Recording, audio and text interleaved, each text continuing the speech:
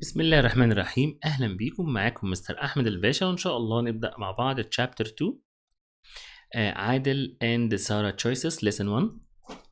عندنا lesson بيتكلم عن ال healthy behavior وال unhealthy behavior، السلوك الصحي والسلوك غير الصحي.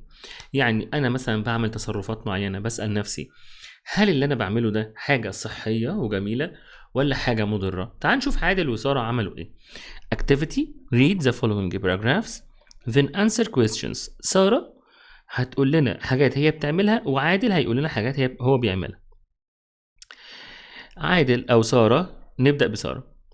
I like eating fruits and vegetables. fruits اللي هي الفواكه، vegetables اللي هي الخضروات. أنا بحب آكل خضروات وآكل فواكه، يعني مثلا ما بتاكلش جانك فود، دي تاكل حاجات مفيدة، فماشي دي حاجة كويسة. I like drinking fresh orange juice. بحب أشرب عصير برتقال جميل وفريش. I always drink enough amount of water. أنا بحب دايما أشرب مية كتير أو مية كافية يعني. I like running after school. بحب أجري شوية بعد المدرسة which make my body feels good. جسمي بيحس إن هو أفضل. أنا شايف إن الحاجات دي كلها healthy يعني يعني صحية وتخلي الإنسان أفضل. تعالوا نشوف عادل هيعمل إيه. عادل: I like eating a lot of candles أو candies. candle اللي هي الحلويات يعني. and cookies. كلنا بنحب ده، بس هو بياكل a lot of يعني كثيرا، لكن هي مش وحشة، ولكن كترها غلط. ماشي. I like eating a lot of candies and cookies. I like drinking soda. أنا بحب أشرب الصودا، اللي هي الحاجات المشروبات، الحاجة الساقعة وكده كتير، طبعا ده غلط برضو. I always drink a little amount of water. مش بشرب ميه كتير، بشرب ميه قليل. I like watching TV after school for long time. بقعد اتفرج على تلفزيون كتير. طبعا اغلب الحاجات دي عادات سيئة، وبالتالي هنا تعال نسأل نفسنا put true or false، حط صح او غلط. drinking soda is healthy choice. طبعا لا، انك تشرب الحاجة الساقعة وكده دي حاجة غلط، طبعا الكتير منها غلط. watching TV for long time is an unhealthy choice. انك انت تتفرج على تلفزيون كتير ده حاجة unhealthy. طبعا الإجابة صح true. و true or false برضو نسميها right or wrong، يعني ممكن تقول right and wrong، true or false. طيب تعال نشوف choose يعني تختار. عادل choices are أو Adil's choices are. والله أنا شايف إن عادل اختار اختيارات يعني unhealthy، يعني حاجات غير صحية. سارah's choices are healthy. سارة اختارت حاجات كويسة، يبقى احنا حاولوا تستفيدوا بالحاجات اللي بتعملها سارة وتعملوا زيها. تكوني انت مثلا بتاكلي الحاجات الفريش، بتاكلي فيجيتابلز، تاكلي خضروات وتاكلي فواكه، ده هيخليكي افضل. طب تعالوا نروح لاكتيفيتي تاني، healthy or unhealthy. انت هتكتب بقى healthy or unhealthy، تكتب بقى المرة دي انت اللي هتكتب بخط حلو كده، وانت اللي هتكتبي، وحاولي تخلي خطك حلو. انا ما بكتبش عشان اسيبك انت تكتبي. تعالوا نقرا eating vegetables and fruit، ده healthy، هنكتب healthy. ماشي.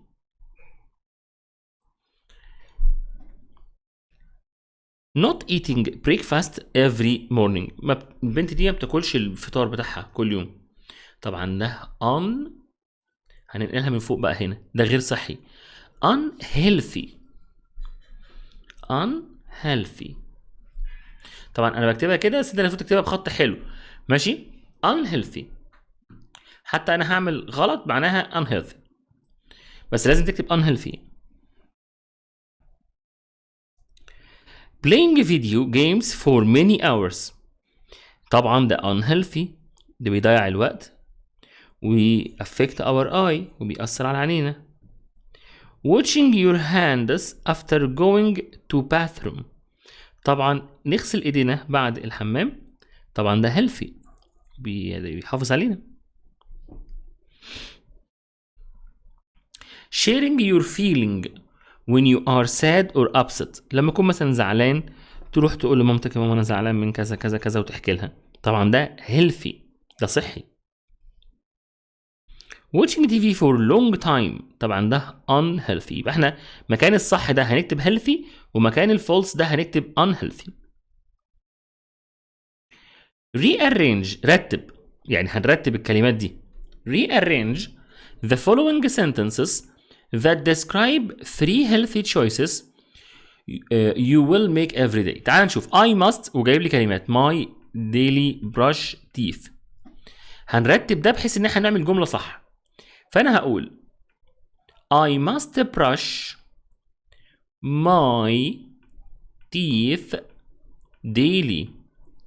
انا لازم brush يعني اغسل my teeth يعني اسناني daily. اكتبها بقى هنا، اكتبهم ورا بعض. البنت دي هنفكر بتعمل ايه. I must يا ترى ايه؟ a lot of the day drink water throughout day.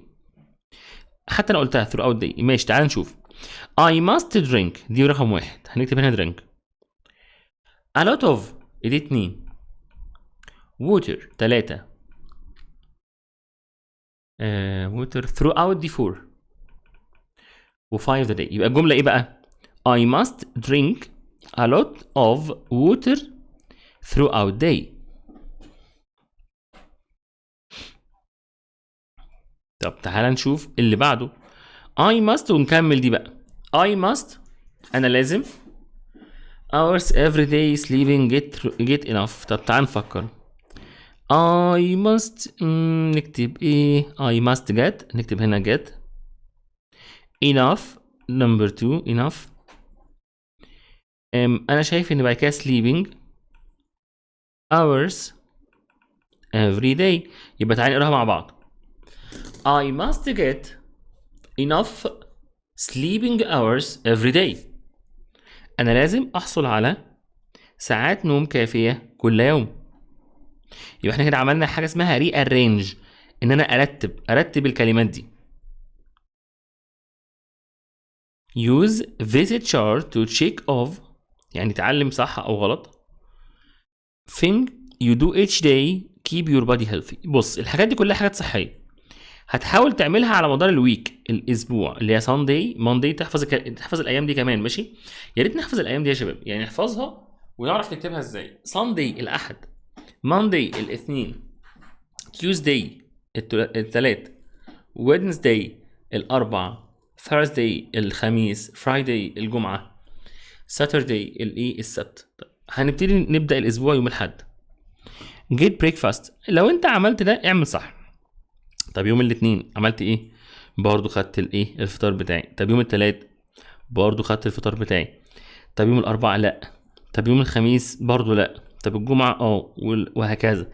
وتبتدي انت تعمل ترو اور فولس في كل الايام دي، تشوف مثلا عملت هنا وعملت هنا وتشوف في اخر اسبوع انت عملت قد ايه عادات كويسه، عملت قد ايه عادات جيده ماشي. جيت بريكفاست انت حصلت على الفطار، ده المعنى. دو اكسرسايز عملت اي تمارين او عملتي اي تمارين. لو عملتي ده اعملي مثلا في الايام اللي انت عملتي ده اعملي صح. درينك اناف ووتر، لو عملتي ده المفروض كل الايام نعمل فيها درينك. طبعا انت مش هتعمل كل الايام صح، انت شوف انت عملت ايه. يعني انت مثلا لو شربت اليوم ده ميه كفايه اعمل صح، ما شربتش خلاص ما تعملش ده، وجرب ده على مدار اسبوع. ووش هاندز تغسل ايديك، برضو شوف الاسبوع الجاي مثلا انت عملت قد ايه من ده. eat vegetable and fruit، تاكل اكل وخضروات وفواكه جيده. get enough sleep، ان انت تحصل على قسط كافي من النوم. تشوف برضو ان انت قد ايه كويس هنا ماشي. طبعا كل دي عادات جيده ان انت تعملها وتحافظ على جسمك من خلالها. بكده نكون خلصنا مع بعض lesson number 1. ان شاء الله نكمل lesson number 2 في الفيديو اللي جاي. بتمنى لكم يا رب كل التوفيق والنجاح. كنت معكم مستر احمد الباشا، باي باي.